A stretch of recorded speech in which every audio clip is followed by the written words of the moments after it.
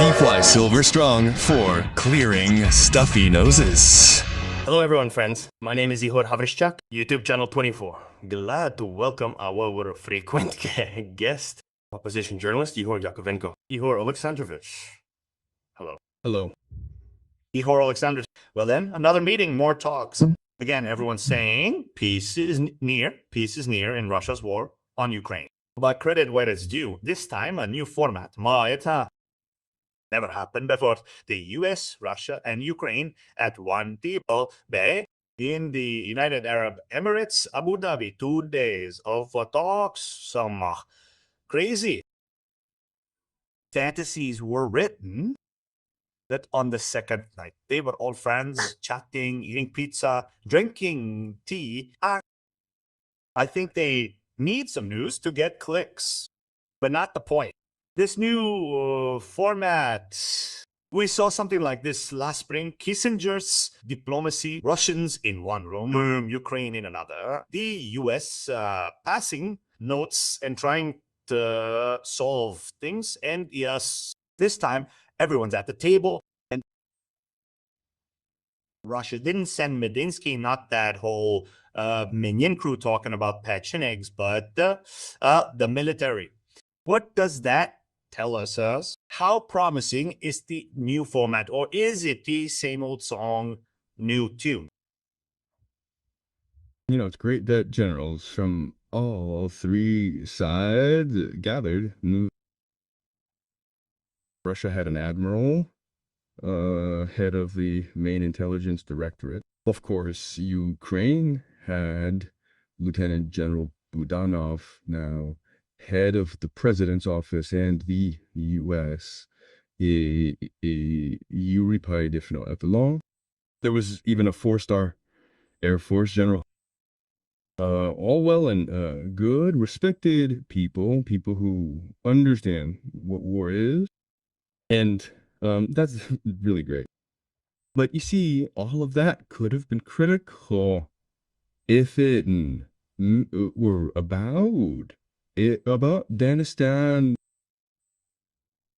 technical things, right? From a technical discussion point of view, these people know their stuff. They discussed, as far as I know, very important and serious things about disengagement, ceasefire, monitoring, how to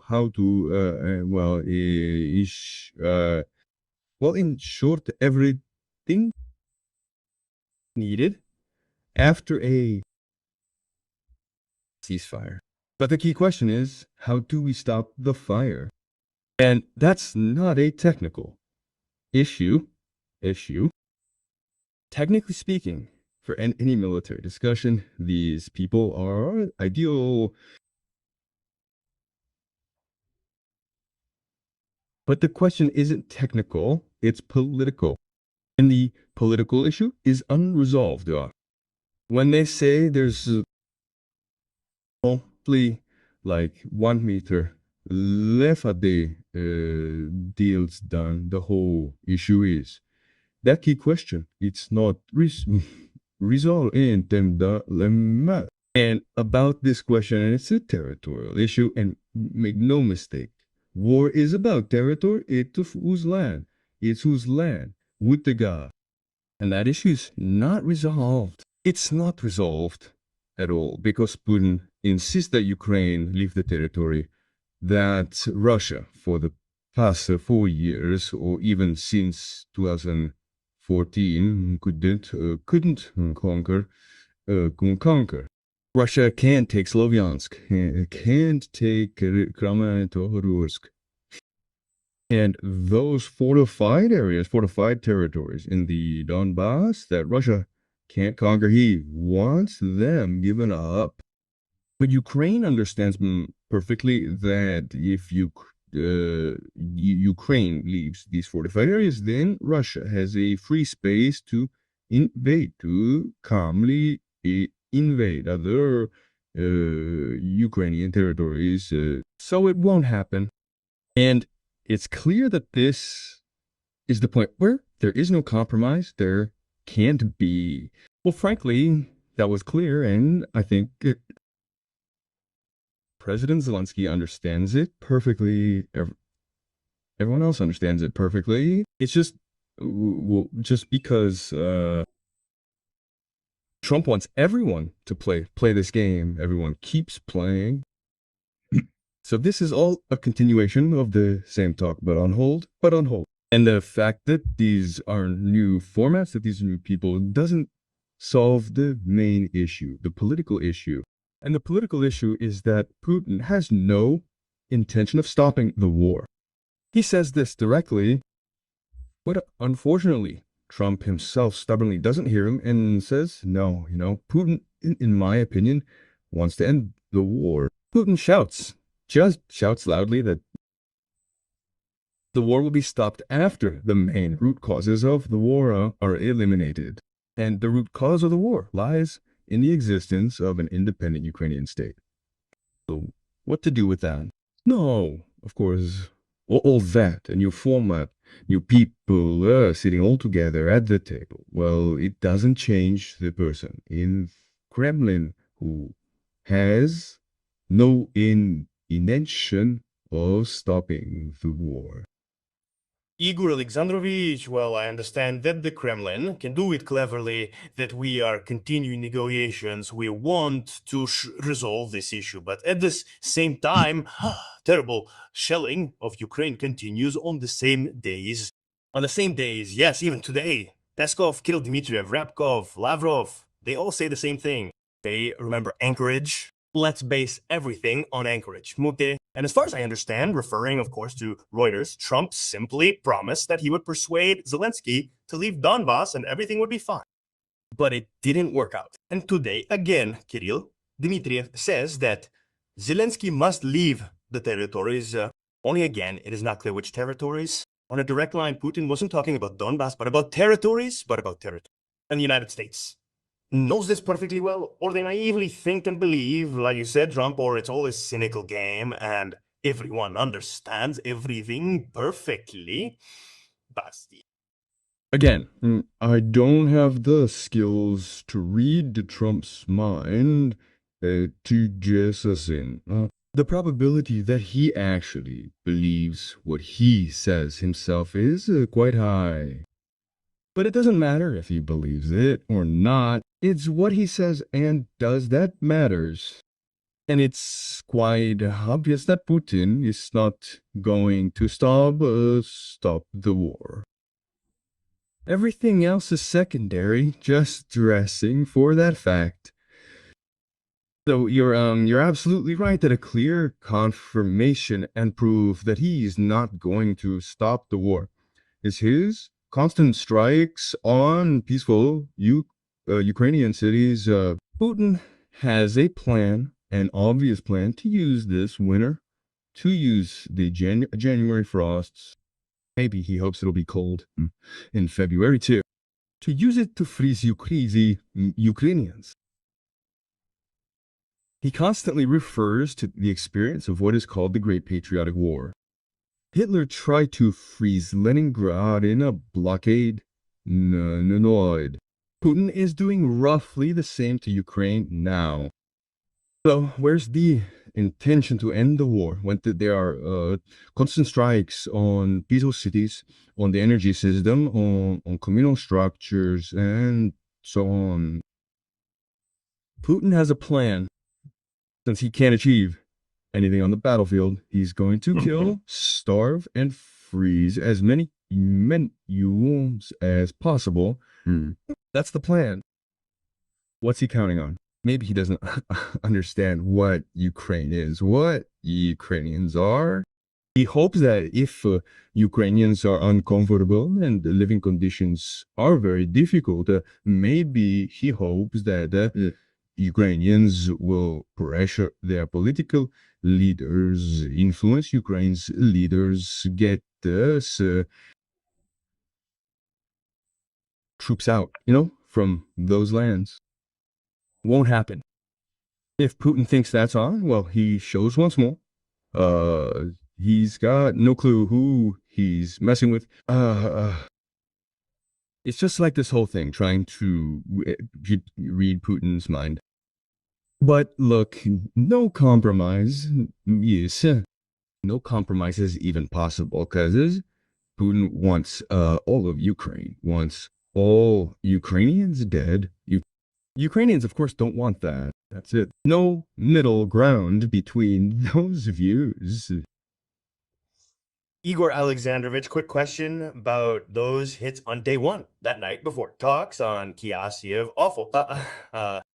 Portnikov mentioned, many others too, that really Ukraine should have bailed right then on those talks. Sampas noticed the Eta noticed the shelling, but worried that the U.S. Vitkov killed Dmitry, Trump, not the U.S., but U.S. leaders blame Ukraine, say they don't want to end the war. Cause Zelensky and Ukraine's whole leadership always say Davos last time, no one wants to end the war more than Ukraine, but Trump might push the weak. You could say we should quit, stop, break things off, all you want. Damsky. Ukraine's leaders, though, got a steady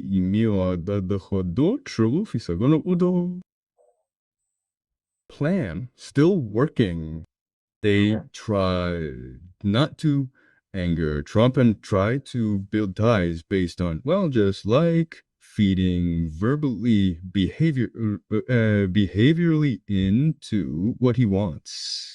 This tactic isn't just Ukraine's leadership, but European leaders too, who use the daddy strategy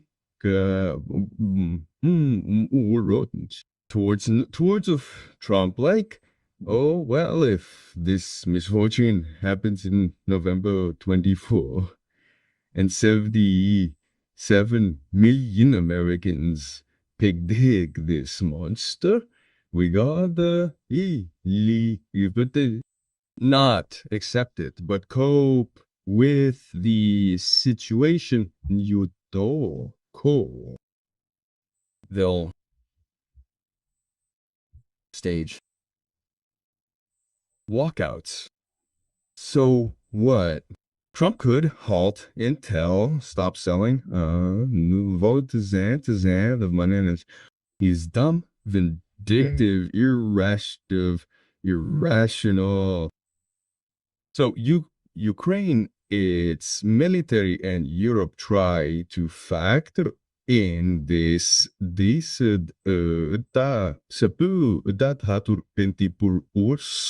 Trump. I see nothing beyond this tactic. Yes, talks should stop if not for Trump, knowing the consequences could be either dire for Ukraine. Ukraine faces a missile shortage for air defense, partly why things are happening in its cities now.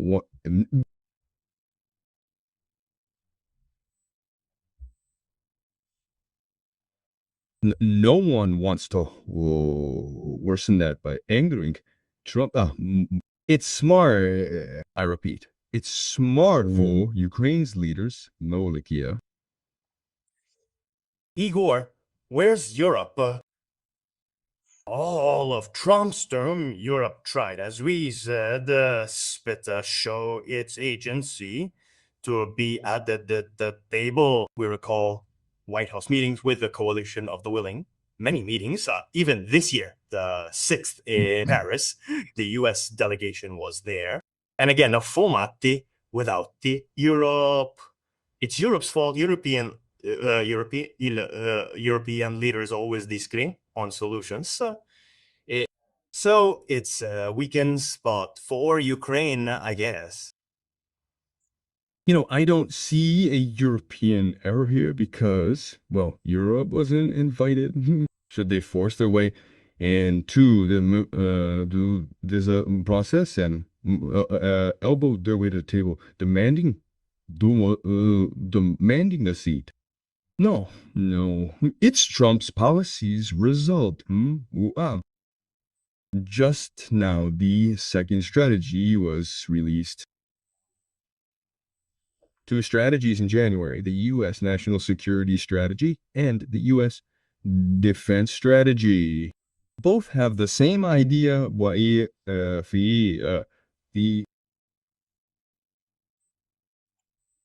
U.S. isn't going to aid its allies, especially Europe, in both security and defense. Americans don't want Europe involved. Rather, they do, but as an object to affect it. Trump loathes liberal democracy, hates Europe. It's an old, steady phobia. He agrees with Putin on that. He doesn't want to deal with Europe as a partner. Ultimately, Europe's role is Ukraine's main ally. And Europe is doing that. Europe is Ukraine's sole ally right now, the only partner. Helping Ukraine. Trump, in his entire term, gave Ukraine nothing. Europe still helps. Maybe some think it's not enough, but 90 billion euros Europe will give alone. European taxpayers will pay interest on. That's a song. Oh, that's a song. Work is covering much of Ukraine's costs. So Europe helps. And just now, France decided to send Ukraine a batch of drones to fly 500 clicks. Yeah, it ain't much, but it's yet another form of help, another aid package for Ukraine.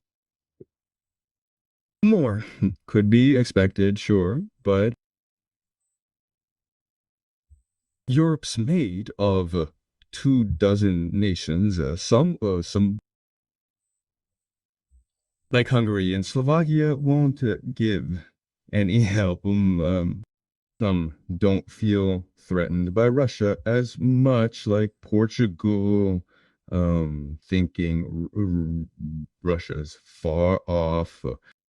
Others are full allies, like the Baltic states. Zelensky just met with the presidents of Lithuania and Poland, stressing their loyalty.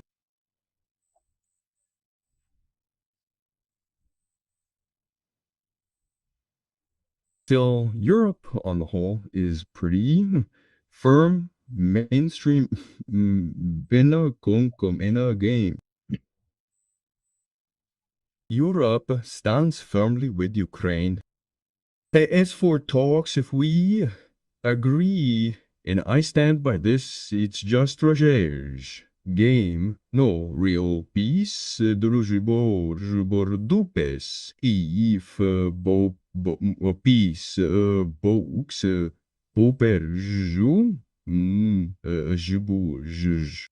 I hope I'm wrong, but if so, does Europe's presence matter? Putin won't stop wanting war just 'cause Europe's there. Putin wants war, not peace, even with Europeans at the table. So let Europe help. Talks are a cover, not a total cover. It's a show. One more actor changes little. By the way, the Security Council Secretary said, well, I think he wrote that post after Abu Dhabi on ceasefire on purpose. He wrote consultations were held. He didn't say negotiations, he said consultations. Yes. Remembering 2007 and Putin's speech that a unipolar world is unacceptable, referring to the United States of America. How much do they understand now in the Kremlin that they, excuse me, please, everything, because here they are, what Putin wanted, multipolarity, of course, meaning that Russia will be at the table of dividing the world. And he will influence all processes in the world. And what do we see? War in Ukraine, and then the Caucasus went Armenia, then Syria, then Venezuela, then Iran, and now again Syria, because today Russian troops are being withdrawn from the airfield further there in Latakia, and I don't remember how to pronounce it correctly, but what's the point? Nowhere except for the war in Ukraine is Putin involved. Nowhere does he decide anything. Nowhere is he a subject of solving issues. Have they resigned themselves? Are they furious about it? Are they trying to change it, or how is it perceived? You know, well, after all, based on reality, Putin is very lucky. He got lucky in November 2024 when American voters ensured the second coming of Trump. Because Putin is really losing everything. Well, he has already lost the war strategically because he has not achieved what he wanted in almost 4 years. But he continues to fight, he continues to kill Ukrainians and, well, maintains some kind of, albeit such an almost illusory, but so to speak, strategic initiative. But in addition, thanks to Trump's arrival in the White House, look, Trump invites Putin to the so-called Peace Council. Yes, this is a rather cartoonish council, but nevertheless, it is a council that is headed by the leader of the United States of America. And dictators gladly went there. Lukashenko gladly went there. Aliyev went there. The prime minister of Armenia went there, so to speak, and the leaders of the Central Asian, the Asian republics went there. Even Vietnam went. So many people went. And Putin is invited there with great pleasure. And so to speak, if Putin manages to slip this $1 billion bribe to Trump, essentially forcing Trump to unfreeze Russian assets held in the United States of America, where $5 billion are stored, and Putin is trying to slip one of these billions to Trump as a bribe, then he will get a post as a permanent representative on this peace council. And so to say that he's completely isolated is difficult. Thanks to Trump, Putin gets a certain, so to speak, place at this table where world leaders talk. Ooh.